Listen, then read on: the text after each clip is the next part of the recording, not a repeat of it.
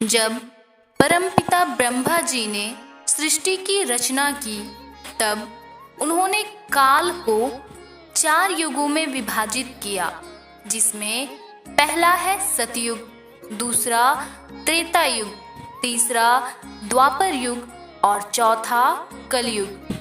आज हम जिस युग में जी रहे हैं उसे कलयुग कहते हैं। आइए आज हम जानेंगे कि इन 4 युगों में बदलाव कब और कैसे हुआ।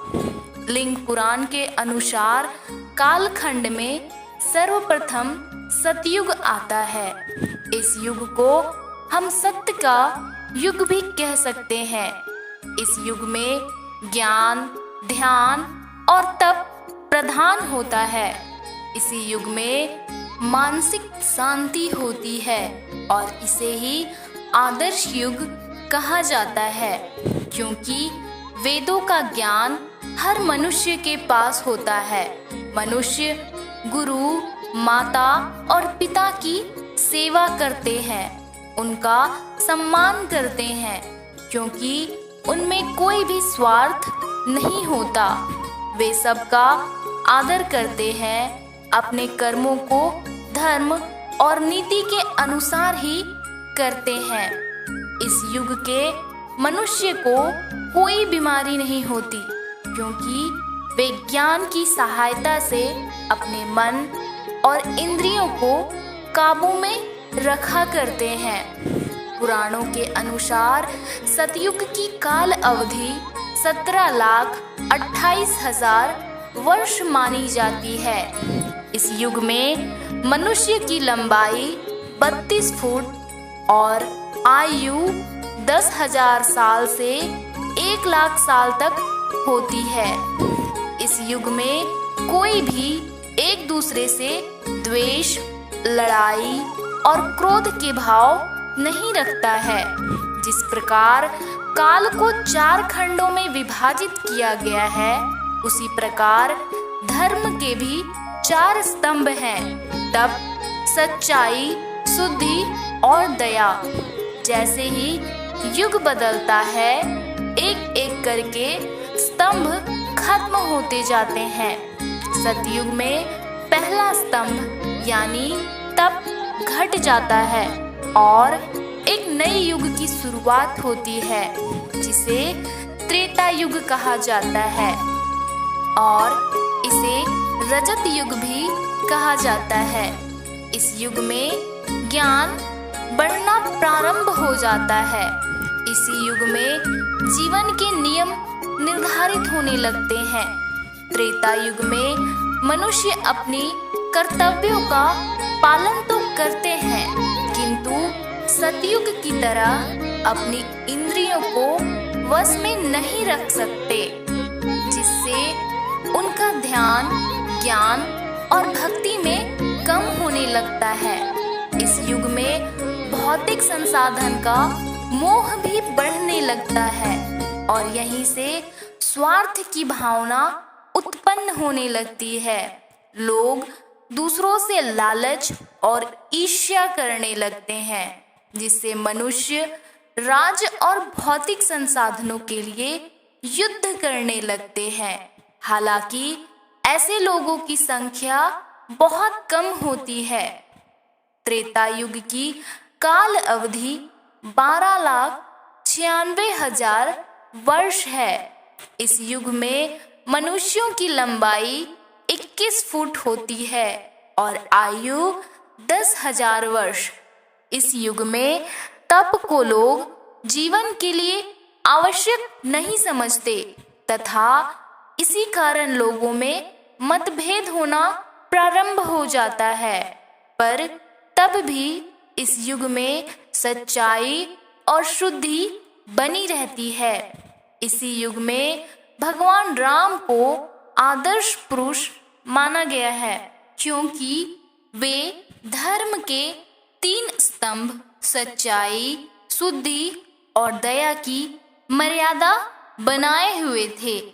त्रेता युग के साथ धर्म का एक और स्तंभ कम होने लगता है, यानी शुद्धि। इसके बाद द्वापर युग की शुरुआत होती है। लिंग पुराण के अनुसार मनुष्य इस युग में अपने कर्तव्यों से दूर होने लगता है और उसमें स्वार्थ बढ़ने लगता है। भौतिक संसाधनों को पाने के लिए अधर्म करने लगता है। जैसे जैसे समय बढ़ता है, मनुष्य काम, क्रोध और लोभ से ग्रसित होने लगता है। इस युग में मनुष्य को कर्म से नहीं अपितु जन्म से जाना जाता है, यानी लोगों में भेदभाव उत्पन्न होने लगता है। यानी ब्राह्मण को ज्ञान और वेद की जानकारी लेने की अनुमति होती है, किंतु शूद्रों के लिए यह वर्जित होता है। समाज विभिन्न जातियों में बंट जाता है। लोगों में लालच इतना बढ़ जाता है कि उनको दूसरों के साथ अपनों से भी ईर्ष्या होने लगती है। मनुष्य अपने मन तथा इंद्रियों को काबू नहीं कर पाता और स्त्रियों को भी अपनी संपत्ति समझने लगता है, जिससे समाज में अधर्म बढ़ने लगता है। द्वापर युग में ही महाभारत हुआ था। इस युग में शक्ति को ज्ञान से बढ़कर माना जाता है, क्योंकि इसमें तप और शुद्धि धर्म के दो स्तंभ कम हो जाते हैं। इस युग को केवल सच्चाई ही बचाकर रख पाती है। जैसे महाभारत में शुद्धि ना होने के कारण आपसी बैर पैदा होने लगती है, किंतु आखिर में जीत सच्चाई की ही हुई। पुराणों के अनुसार इस युग की काल अवधि 8,64,000 वर्ष है। इसमें मनुष्यों की लंबाई 11 फुट और आयु 1,000 वर्ष होती है। यही से मनुष्य खुद को नियंत्रित नहीं कर पाता, जिस कारण उसके शरीर में नई नई बीमारियां उत्पन्न होने लगती हैं। लोग सुख सुविधा के लिए लड़ने लगते हैं और सच्चाई का भी अंत होने लगता है। और इसके बाद शुरू होता है इस कालखंड का सबसे भयानक युग, जिसमें ना तो तप होता है, ना शुद्धि और ना ही सच्चाई होती है, तो बस दया। कलयुग के मनुष्य में काम, द्वेष, कलेश और शरीर के रोग बढ़ने लगते हैं। वेद, शास्त्र, धर्म और त्याग का पूर्णतः नाश हो जाता है। इस युग में लोग अधर्मी, महाक्रोधी और अल्प बुद्धि होते हैं। इस युग में सभी अपने कर्तव्यों से भागते हैं। अपने स्वार्थ की पूर्ति के लिए किसी को भी नहीं छोड़ते। हिंसक घटनाएं बढ़ने लगती हैं। संतान अपनी माता पिता को भी अकेला छोड़ देता है।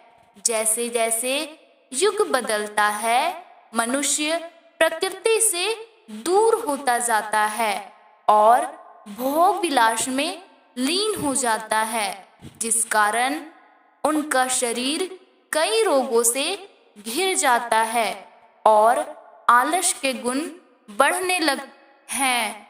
कलयुग में मनुष्य सदैव अपने भूत तथा भविष्य की चिंताओं में रहता है, जिस कारण वो सदैव क्रोध तथा चिंता में रहता है तथा इनकी आयु और लंबाई भी कम होने लगती है। यानी लंबाई 6 से 7 फुट तथा आयु 80 से 100 साल रह जाती है।